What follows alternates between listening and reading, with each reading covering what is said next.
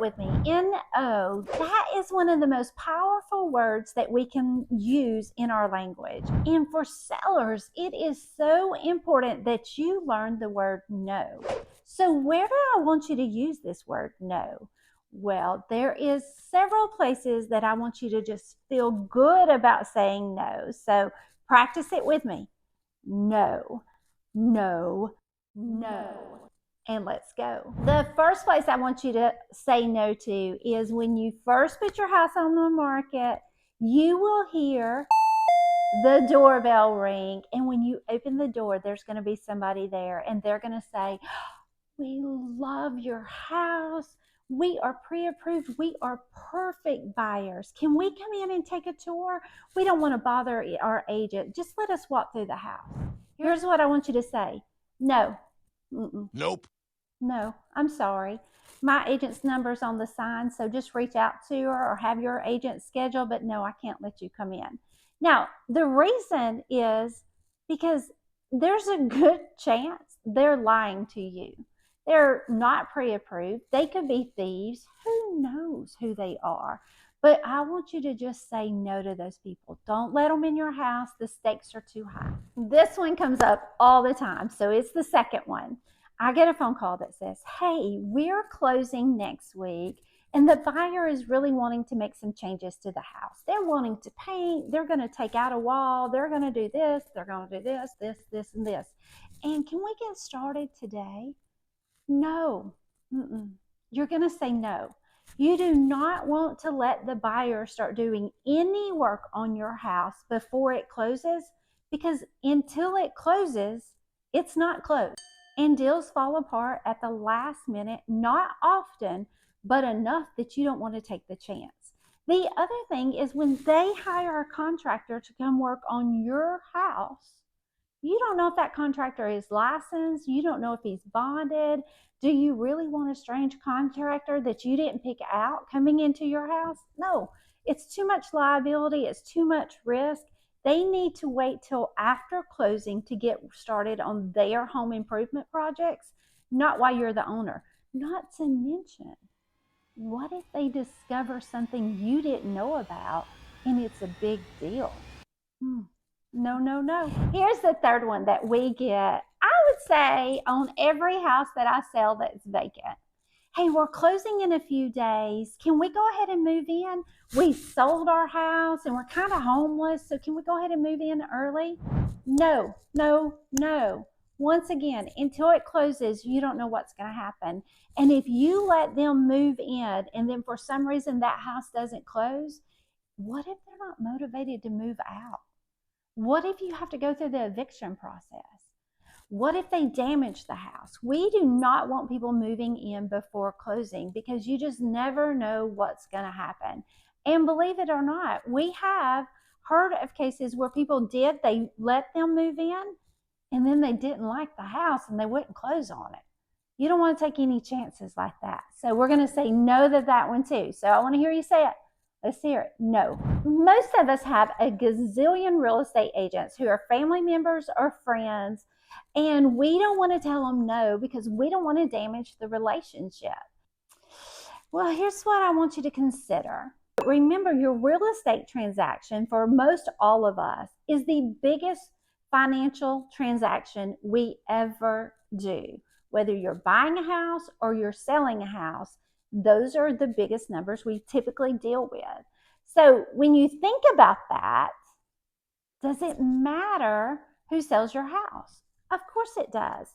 So I want you to think about, how can I interview this person and make sure that they're qualified to represent me? Because I can promise you, if you hire your friend or family member because you don't want to hurt the relationship, if that deal goes south and they don't get your house sold, or you don't think they did a good job, or they didn't represent you well, how's that relationship going to be? Look, I feel so strongly about this that I put together 10 questions that you should consider before you hire a real estate agent. Now, the fun thing about these 10 questions is as you go down the list, you may can answer them in your mind if you're thinking about a family friend or just a casual friend. and be able to say, oh, yes, they check off all those boxes, because there are some really good agents. But if they're not checking off those boxes, I want you to get comfortable saying no.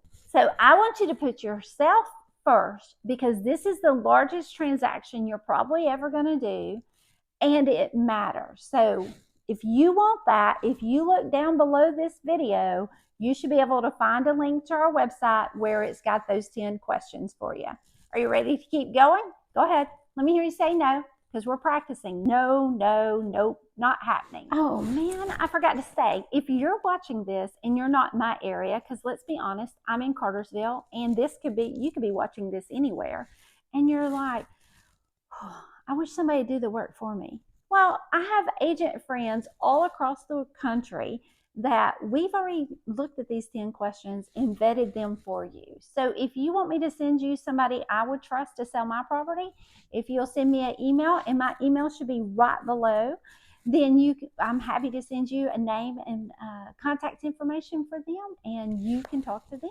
This one is 100% the most common one we get. They come into your house, they make an offer, and they start listing off personal items that they want. Like here, I have no doubt in this house, whenever we get an offer on it, somebody is going to say, can I have the bar? Can I have the bar stools? Can I have the decorations? Can I have the pillows? Listen, they can ask for all kinds of personal items. And here's what I want you to say. No, no, no. Now, the reason we want to say no is twofold. First of all, if they're buying it with a loan and we put that on the contract, the lenders a lot of times don't like it, because you can't finance stuff like that for 30 years. So they want it on a bill of sale showing a value of 0.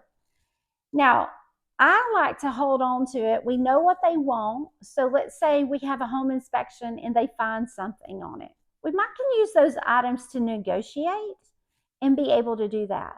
Now, if you do want to sell some of your stuff, we want to do that after all the contingencies are done, because the last thing you want to do is sell somebody something and then the deal blow up and they still think they get grandma's kitchen table. It can happen. So we're going to say no in the beginning.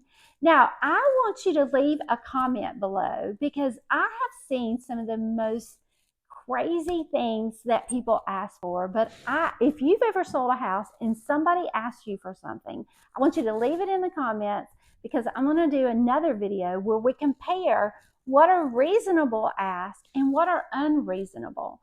What things are commonly moved from side to side, and which things you're like, really?